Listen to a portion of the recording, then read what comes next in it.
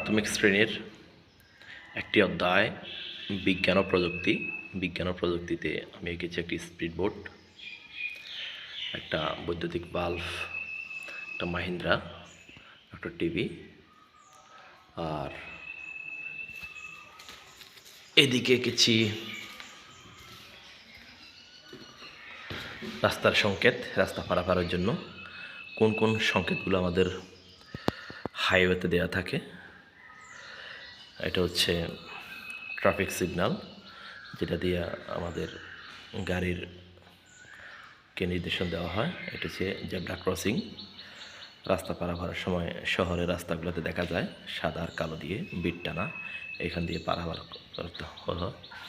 হচ্ছে বাস, বিভিন্ন বাজারের সামনে এরকম চিহ্ন দেওয়া থাকে, যেটা মানে বাস এই জায়গায় থামবে।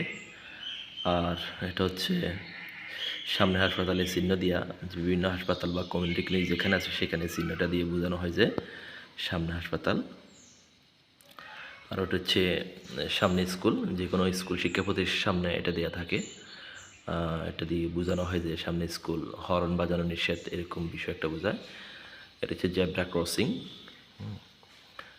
এটা রেল ক্রসিংয়ে দেখবেন আপনারা, ওইটা হচ্ছে রেল ক্রসিং। হ্যাঁ, এটা রেলের যেখানে রেল বিট আছে বা রেল পারাপার রাস্তা, সেখানে দেওয়া হয় চিহ্নগুলা। আর এটা হচ্ছে সামনে বাজার, ওই চিহ্নটা দিয়ে বোঝানো হয় সামনে বাজার।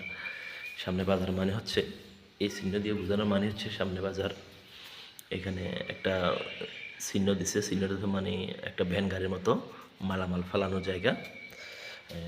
সব মিলে হচ্ছে রাস্তার সংকেতের এই চিহ্ন।